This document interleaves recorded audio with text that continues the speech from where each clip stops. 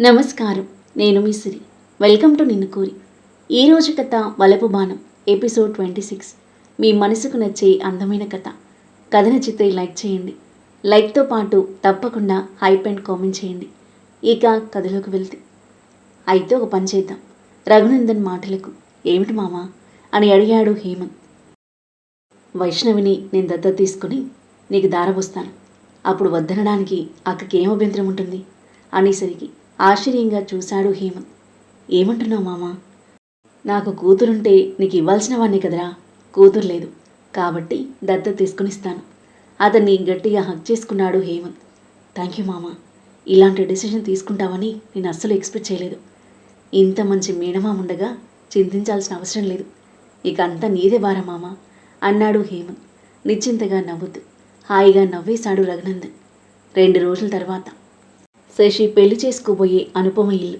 ఏంటి సుజాత, ఇంత ఆలస్యంగానే వచ్చేది? ఎక్కడ పని అక్కడే ఉంది. అసలే పెళ్లి దగ్గర పడుతుంది, బోలెడు పనులున్నాయి అంది అనుపమ తల్లి రమాదేవి.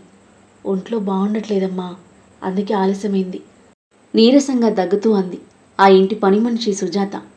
అలా అయితే ఎలానే? ఈ పనులన్నీ ఎట్లా అవుతాయి? 4 రోజుల్లో పెళ్ళున్నది. అందుకే మా అక్క బిడ్డను తీసుకొచ్చిన అమ్మా. నేను చెప్తా ఉంటా, అది చేస్తుంది. నాకన్నా మస్తు చేస్తుంది పని అని చెప్పి రాజీ అని కేకేసింది సుజాత. పరుగులాంటి నడకతో ఒద్దికగా నడుస్తూ వచ్చింది రాజీ క్యారెక్టర్లో ఉన్న వర్షిని. తనని పైనుండి కింద వరకు చూసింది రమాదేవి. సింపుల్ లంగా ఓణిలో అందమైన పేద అమ్మాయిలాగా అమాయకంగా తల వంచుకుని నిలబడి ఉంది. ఆ పిల్ల చూస్తే సుకుమారంగా ఉంది. అన్ని పనులు చక్కగా చేస్తుందంటావా? చేస్తానమ్మా, మీరు ఏ పని చేయమన్నా చేస్తా అని పల్లెటూరి ఆశతో ఎలాంటి తోట్రుపాటు లేకుండా విడియంతో బదిలిచ్చింది వర్షిని. సరే, ఎవరు చేస్తే ఏంటి? అన్ని పనులు త్వరగా అవ్వాలి, వెళ్ళండి అని రమాదేవి వెళ్ళగా వర్షిని తీసుకుని లోపలికి వెళ్ళింది సుజాత. ఇల్లంతా పరికించి చూసింది వర్షిని. అన్ని హంగులతో తీర్చిదిద్దిన విశాలమైన బంగ్లాది. సుజాత, కాఫీ అంటూ హాల్లోకి వచ్చిన తనని అలాగే చూస్తుండిపోయింది వర్షిని. నల్లకోటు వేసుకుని హోందాగా అందంగా ఉంది. ఏమేనా అనుపమ? లాయర్ కావచ్చు అనుకుంటూ చూస్తుంది. ఎవరి అమ్మాయి? వర్షిని కొత్తగా చూస్తూ అడిగింది అనుపమ. మా అక్కబిడ్డమ్మ. నాకు ఆరోగ్యం బాగాలేకపోతే పనిచేయడానికి తోడుగా వచ్చింది. పేరు రాజీ. రాజీ అనుపమమ్మ, చిన్నమ్మగారు అంది సుజాత. నమస్కారం అమ్మ. చేతులు జోడించింది వర్షిని. హాయ్. చిన్నగా నవ్వింది అనుపమ. నేను కాఫీ తెస్తానమ్మా అని కిచెన్లోకి పరుగు తీసి కాఫీతో వచ్చింది వర్షిని. అనుపమ కాఫీ తాగి బయటకి వెళ్ళిపోగా చిన్నగా నిట్టూర్చి ఇంటి పనుల్లో పడింది వర్షిని. ముందు రోజే హేమంత్ తన ప్లాన్ ప్రకారం పని మనిషికి డబ్బిచ్చి మేనేజ్ చేసి వర్షినిని ఇంట్లోకి ఎంటర్ చేయించాడు. 2 రోజులు గడిచాయి. ఇంట్లో అందరి అభిమానము చురగొనగలిగింది వర్షిని. అన్ని పనులకు నేనేనంటూ అందరిలో బొంగరంలా తిరుగుతూ ఉన్నది. ఏ పని చేసినా విలక్షణంగా పొందిగ్గా చేస్తుంది. ఆ విషయంలో రామాదేవి కూడా మెచ్చుకుంది. తన పల్లెటూరి ఆశతో అమాయకమైన మాటలతో అనుపమను బాగా ఆకట్టుకుంది వర్షిని. మళ్ళీ మళ్ళీ మాట్లాడించి ఆమె మాటలకు నవ్వుతుంటుంది అనుపమ. ఎంత అందంగా ఉన్నావు రాజీ, మాలాగా కట్టుబుట్టు మార్చావా, గొప్పింటి పిల్లవని అనుకుంటారు అని పొగుడుతూ ఉంటుంది. అనుపమ వ్యక్తిత్వం వర్షినికి బాగా నచ్చింది. అనుపమ గొప్పింటి పిల్లే కాదు, గొప్ప మనసు కూడా ఉంది. చదువు తెలివితేటలు ఉన్న అమ్మాయి. వర్షినిని పని మనిషిలా చూడకుండా ఫ్రెండ్లీగా మూవ్ అవుతుంది. అప్పుడే తన దగ్గరున్న కొన్ని డ్రెస్సులు చీరలు ఇచ్చి మంచిగా రెడీ అవ్వమని చెప్పింది. పని చేసుకునేదాన్ని, ఇంత మంచి బట్టలు రోజు ఏం వేసుకుంటా అమ్మా? పండగలుగా వేసుకుంటాను అంది వర్షిని. పెళ్లికని తెచ్చిన చీరలను నగలను వర్షినికి ధరింపచేసి చూస్తుంది అనుపమ. నిజంగా వీటి అందం తెలియాలంటే నీ ఒంటి మీద తెలియాల్సిందేనే అంటూ వర్షిని ఆమె పాలిట షోకేజ్ బొమ్మైంది. షోకేజ్లో బొమ్మకు చీర కట్టినట్టుగానే కట్టి ఆ చీర అందం చూస్తూ ఉంటుంది. ఆమె పట్ల అంత స్నేహాన్ని చనువును ప్రదర్శించడం రామాదేవికి నచ్చలేదు. పనివాళ్ళను పనివాళ్ళగా ఉంచడం మంచిది, అలా నెత్తికెక్కించుకోకు అని వారించిన అవేం పట్టించుకోలేదు అనుపమ. మార్నింగ్ అనుపమ గదోడుస్తున్న వర్షిని బెడ్ మీద పడి ఉన్న ఆల్బమ్ కనిపించేసరికి చేతిలోకి తీసుకుంది. ఆల్బమ్ తెరవగానే అర్థమైంది అవి అనుపమ నిశ్చితార్థం చేసినప్పటి ఫోటోలని. ఆ వేడుకని కళ్ళకు కట్టినట్టుగా చాలా ఫోటోలే ఉన్నాయి. ఒకచోట శశి అనుపమ వేలికి ఉంగరం తొడుగుతున్నట్టుగా ఉంది. వర్షిని చూపులు చాలాసేపు ఆ ఫోటో మీదే ఆగిపోయాయి. చిరు సిగ్గుతో తల వంచుకున్న అనుపమ. ఆమె ముఖంలోకి నవ్వుతూ చూస్తున్న శశి. శశి తనకి రింగ్ పెట్టింది. కళ్ళ ముందు గిరున తిరిగింది వర్షిణికి. ఇంతగా నటించావురా? రగిలిపోతున్న వర్షిణి. ఏం చూస్తున్నావు? అనుపమ స్వరం విని తేరుకొని తన వైపు చూసింది. మీ ఫోటోలమ్మా. బాబుగారు ఈ ఫోటోలో ఉన్నట్టుగానే ఉంటారా అని అడిగింది. బాగుంటారు. ఫోటోల కంటే అందంగా ఉంటారు. మీ అంత తెల్లగా ఉంటారా? నా అంత తెలుపు కాదు, కానీ మంచి రంగే. అమ్మ, మిమ్మల్ని ఒకటి అడగనా? మీ రూపాన్ని చూస్తారా, గుణాన్ని చూస్తారా? నాకు గుణం ముఖ్యం. గుణం లేని రూపం ఎందుకు? వాసన లేని పువ్వులాగా అంది అనుపమ నవ్వుతూ. మీది ప్రేమ పిల్ల పెద్దలు కుదిర్చిందా? పెద్దలు కుదిర్చిందే. మా అమ్మమ్మ వాళ్ళకి వాళ్ళు దగ్గర బంధువులవుతారు. నిశ్చితార్థం జరిగి ఎన్నాళ్ళైందమ్మా? సంవత్సరం కావస్తుంది. మా ఇద్దరి జాతకాల రీత్యా మంచి ముహూర్తం కోసం ఆగారు. అంటే అనుపమతో ఎంగేజ్మెంట్ అయ్యాకే శశి నన్ను ప్రేమ వల్లోకి లాగాడన్నమాట. ప్రేమిస్తున్నట్టుగా నాటకం ఆడాడు. కళ్ళ ఊయలోగించాడు. చివరికి తన కోరిక తీర్చుకొని నన్ను పాతరంలోకి పడదోశాడు.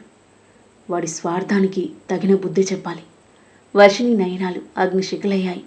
ఆల్బం బెడ్పై పెట్టి ఇల్లు ఊడ్చి బయటికి వెళ్ళిపోయింది. పెళ్ళి 2 రోజుల్లోకి వచ్చేసింది. పెళ్లి పనులు చకచక సాగుతున్నాయి. పెళ్లి ఒక పెద్ద హోటల్లో జరుగుతుంది. వచ్చే బంధువులకు బస కూడా అక్కడే. ఇంటి దగ్గర చేయించే పనులు అంతగా లేవు. బంగ్లాకి కలర్స్ వేసి పెళ్లి ముస్తాబు చేయడం మాత్రం జరిగింది. సాయంత్రం గార్డెన్లో మొక్కలకు నీళ్లు పడుతున్న వర్షిణి. కాబోయే వియ్యంకులు పెళ్లి కొడుకుతో సహా దిగడంతో వెంటనే ఓణి తల మీద కప్పుకొని మొహాన్ని కవర్ చేసుకుని వెనక్కి తిరిగింది. కోడలి కోసం ఆర్డరిచ్చి చేయించిన పెళ్లి నగలు కోడలికి వేసి చూడాలని, ఇంకా వేరే నగల షాపింగ్ ఉండడంతో విచ్చేశారు వాళ్ళు. వీళ్ళొస్తారని అనుపమ తండ్రి మాధవరావు ద్వారా ముందే తెలుసుకున్న హేమంత్ తమ ప్లాన్ని ఇంప్లిమెంట్ చేయడానికి వర్షిణిని అలర్ట్ చేశాడు ఫోన్ ద్వారా. ఇరు కుటుంబాలు ఒక దగ్గర చేరి నగలు చూస్తూ పెళ్లి విషయాలు మాట్లాడుకుంటున్నారు. రాజీ, అందరికి టీ తీసుకురా. రామాదేవి ఆర్డర్తో ట్రేలో టీ తీసుకొచ్చింది వర్షిణి. మాధవరావుతో మాట్లాడుతూ ముందుకు వచ్చిన ట్రేలో టీ కప్పు అందుకుంటూ ఏదాలాపంగా చూసిన శశి ఒక్కసారిగా కంగుతిన్నాడు. ఎదురుగా పని మనిషి రూపంలో వర్షిణి. ఈసారి ఎక్కడో తారసపడ్డట్టుగా కాదు, తనని వెంటాడుతున్నట్టుగా. అది కూడా తనకి కాబోయే భార్య ఇంట్లో. టెన్షన్ పడ్డాడు శశి. ఈ పిల్లను ఎక్కడో చూసినట్టుగా ఉంది. ఎక్కడో గుర్తుకు రావడం లేదు. నీ పేరేమిటమ్మాయి? అడిగింది శశి తల్లి మీనాక్షి గుచ్చిగుచ్చి చూస్తూ. రాజీ అమ్మగారు, పల్లెటూరి ఆశతో అంది. ఏ ఊరు మీది? ఇక్కడికి దగ్గరలోనే ఓ పల్లెండి. వర్షిణి అందరికీ టీ ఇచ్చి హాల్ దాటుతుంటే వెనుక నుండి వినిపించింది మీనాక్షి స్వరం. ఇప్పుడు గుర్తొచ్చింది. వైష్ణవన్న ఒక అమ్మాయి అచ్చు ఇలాగే ఉంటుంది. నేను చూశానంది ఆ అమ్మాయిని అని. అమ్మయ్య అనుకుని కిచెన్లోకి వెళ్ళింది వర్షిణి. శశి టీ తాగకుండా కిచెన్ వైపే చూడసాగాడు. వర్షిణి ఇక్కడికి ఎందుకు వచ్చిందో, ఏం చేయబోతుందో అర్థం కాక మెంటలెక్కిపోతున్నట్టుగా ఉంది అతనికి. అందరితో మాట్లాడుతూనే వంట చేస్తున్న వర్షిణిని ఒక కంట కడిపెడుతూనే ఉన్నాడు. మధ్యాహ్నం భోజనాలు కాగానే షాపింగ్కి వెళ్ళడానికి రెడీ అయ్యారు ఇరు కుటుంబాలు. తిరిగి తిరిగి అలసిపోయాను, ఇంట్లో నుండి రెస్ట్ తీసుకుంటాను అని చెప్పి తప్పించుకున్నాడు శశి. ఎలాగైనా వర్షిణిని కలిసి మాట్లాడాలని తహతహగా ఉంది అతనికి. షాపింగ్కి వెళ్ళిపోయారంతా. మాధవరావు మాత్రం ఉండిపోయాడు. వర్షిణిని ఇలా మీట్ అవ్వాలా అని కాలుగాలిన పిల్లిలా అటు ఇటు తిరుగుతూ ఉన్నాడు శశి. కాసేపటికి మాధవరావు కూడా తన కార్లు ఎక్కడికో వెళ్ళిపోవడం చూసిన శశి వర్షిణిని కలిసి మాట్లాడాలంటే ఇదే ఛాన్స్ అని వెంటనే కిందకి దిగాడు. పని వాళ్ళంతా పనులు పూర్తి చేసుకుని కాస్త విశ్రాంతి దొరికినట్లుగా వరండాలో చేరి కబుర్లలో పడ్డారు. వర్షిణి కూడా అక్కడే ఉంది. పల్లెటూరి ఆశతో ఏదో చెబుతూ నవ్విస్తుంది. ఆహా వర్షిణి, నాటకాలాడ్డం ఎంత బాగా నేర్చుకున్నావు అనుకున్నాడు శశి విస్మయంగా. చెయ్యెత్తి సైగ చేశాడు. వర్షిణి చూసింది అతడిని. వెంటనే పరిగెత్తుకు వచ్చింది. ఏం కావాలి బాబుగారు అంటూ. మంచినీళ్ళు కావాలి. బాబుగారికి మంచినీళ్ళు కావాలంట, ఇచ్చొస్తా అని వాళ్ళతో చెప్పి లోపలికి నడిచిన వర్షిణిని అనుసరించాడు శశి. ఫ్రిడ్జ్లో నుండి వాటర్ బాటిల్ తీస్తున్న ఆమె ఉలిక్కిపడింది. వెనుక నుండి శశి చెయ్యి మీద పడడంతో, ఏది బాబుగారు, పనివాళ్ళతో సరసాలాడే మనుషులా మీరు? వర్షిణి కళ్ళు ఎర్రబడ్డాయి. నటన చాలు వర్షిణి. పని మనిషి అవతారం ఈ ఇంట్లో ఎత్తడంలో అంతరార్థం ఏమిటో. పని కోసం వచ్చాను తప్ప అంతరార్థం అంతర్నాటకం ఏం లేవు. ఇంత మహానగరంలో ఇల్లే లేనట్టు ఈ ఇల్లే దొరికిందా? మన మధ్య పడ్డ బంధం అంత తేలిక తెగుతుందా? ఈ ఇల్లైతే మిమ్మల్ని చూసుకోవచ్చని అంది వర్షిణి. పగ తీర్చుకోవడానికి వచ్చావన్నమాట. పగ పాము పడుతుందంటారు. నేను మనిషిని, మనసున్న మనిషిని. ఒకసారి మనసిచ్చాక తిరిగి తీసుకోవడం తెలియని దాన్ని. మీ మీద మనసు చంపుకోలేక వచ్చానే కానీ పగ తీర్చుకోవడానికి రాలేదు. మీరు ఎప్పుడు వస్తారో అని 1000 కళ్ళతో ఎదురుచూస్తున్నాను. అమ్మయ్యా, గుండెల మీద బరువు తీసేసినట్టుగా అయింది. నా మీద కోపంగా ఉన్నావేమోనని ఇన్నాళ్ళు మదనపడ్డాను అన్నాడు శశి రిలీఫ్గా. అందులో మరో పని మనిషి కృష్ణమ్మ అటువైపు రావడంతో వర్షిణిని చటుకున వదిలేశాడు శశి. జ్యూస్ తీసుకుంటారా? ఇవ్వు. నీ చేత్తో ఇచ్చింది విషమైన అమృతంలో తాగుతాను. అలాంటి పిచ్చి పిచ్చి ఆలోచనలు నాకేం లేవులేండి. ఆరెంజ్ జ్యూస్ చేసి ఇచ్చింది వర్షిణి. శశి తాగి గ్లాస్ తిరిగి ఇచ్చేస్తూ, ఇవాళ రాత్రికి మనం ఒంటరిగా మీటే ఏర్పాటు చేయి. మనసు విప్పి చాలా విషయాలు మాట్లాడాలి. నా మీద నీకు కోపం లేదన్నావు కానీ తప్పకుండా ఉంటుంది. ఉండడం సహజం. నీ కోపం పోగొట్టడం నా విధి. ఆ రోజు జరిగిన దానికి నేను ఇంత బాధపడుతున్నానో నీకు చెప్పాలి. జరిగిందంతా చెప్తే ఆ రోజు నేనెందుకు నిస్సహాయనయ్యానో నీకు అర్థమవుతుంది అన్నాడు చిన్న స్వరంతో. రాత్రి 11 తర్వాత తోటలోకి రండి, అక్కడుంటాను వర్షిణి చెప్పడంతో శశి హుషారుగా ఈల వేస్తూ వెళ్ళిపోయాడు. అనుపమ వాళ్ళు షాపింగ్ నుండి వచ్చేసరికి రాత్రి 10 అయింది. ఫ్రెష్ అప్ అవ్వడానికి వెళ్ళబోతుంటే కృష్ణమ్మ వచ్చింది. చిన్నమ్మగారు ఒక మాట అంది గుసగుసగా. ఏంటి? ఆ రాజీ అంటే ఏమో అనుకున్నా. దాని అమాయకమంతా ఒట్టి నటన. అది కాపురాలకు చిచ్చు పెట్టే జాన. మీ కాబోయే వారితో సరసాలాడుతుంది. నా కళ్ళతో చూసినా అని చెప్పింది. నీ మొహం. రాజీ ఆయనతో సరసాలాడేమేమిటి? నా తోడమ్మా. మేమంతా వరండాలో కూర్చొని కబుర్లు చెప్పుకుంటుంటే బాబుగారు వచ్చి మంచినీళ్ళు కావాలన్నాడు. మా అందరికంటే ముందు రాజు లేడిలా లేచి ఆయనకు మంచినీళ్ళు ఇస్తానని లోపలికొచ్చింది. నీళ్ళేయడానికి వెళ్ళి ఎంతకి రాదేమిటని నేను వెళ్ళి చూసేసరికి బాబుగారి చేతుల్లో అది వగిలిపోతుంది.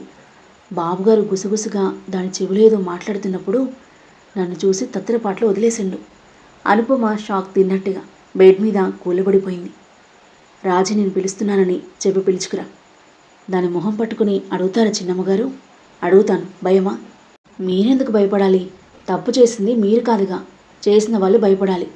కానీ దొంగతనం చేశావా అని అడిగితే ఒప్పుకుంటారా? నేర్పుగా పట్టుకోవాలి కానీ అడిగితే తేలవమ్మా నిజాలు. మనం ప్లాన్ చేసి పట్టుకునేంత టైమే లేదు కానీ ముందు రాజుని పిలువు. ఈ సంగతి తక్షణం తేల్చాలన్న పట్టుదలతో అంది అనుపమ. కృష్ణమ్మ వెళ్ళి వర్షిణిని వెంటబెట్టుకు వచ్చింది. కృష్ణమ్మ నువ్వు వెళ్ళు అంది అనుపమ. వర్షిణి ఏం సంజాయిషి ఇస్తుందో వినాలని కుతూహలంగా ఉన్నా వెళ్ళక తప్పింది కాదు కృష్ణమ్మకి. రాజీ, తలుపులు దగ్గరికి వేసిరా ఆజ్ఞాపిస్తున్నట్టుగా అంది అనుపమ. అనుపమ ఇలా ప్రవర్తించడం కొత్త. ఏదో జరిగిందన్న అనుమానం వచ్చింది వర్షిణికి. తలుపులు మూసి వచ్చింది. మధ్యాహ్నం కృష్ణమ్మ చూసింది నిజమేనా? వర్షిణి కళ్ళలోకి చురుగ్గా చూస్తూ అడిగింది. కృష్ణమ్మ ఏం చూసిందో చెప్పందే. నాటకాలు చాలు గాని చెప్పు. ఆయనకి మంచినీళ్ళిచ్చే వంకతో ఏం చేశావు? మీ ఆయన్ని నేనేదో బలాత్కారం చేసినట్లు మాట్లాడతారేంది? ఆయన చేతులు నిన్ను చూశానని కృష్ణమ్మ చెప్పడం అబద్ధమా? పక్కున నవ్వింది వర్షిణి. సాధారణంగా ఏ ఆడదైనా ఏమనుకుంటుందో మీరు అదే అనుకుంటున్నారన్నమాట. లా చదివిన మీరు ఆడదాన్ని తప్పుపడతారన్నమాట. ఆడదాన్ని తప్పుపడితే, మగాడు ఆడదాన్ని తప్పుపడితే ఇంకాడది ఏడపోవాలమ్మా. నేను అడిగిన దానికి సమాధానం చెప్పు ముందు. కృష్ణమ్మ చూసింది నిజమేనా? కొట్టినట్టుగా అడిగింది అనుపమ. చూసింది నిజమే అమ్మా. నీకెంత ధైర్యం మా ఉప్పు తింటూ? అనుపమ చెయ్యి విసురుగా పైకి లేచింది. నవ్వుతూ పట్టుకుంది వర్షిణి.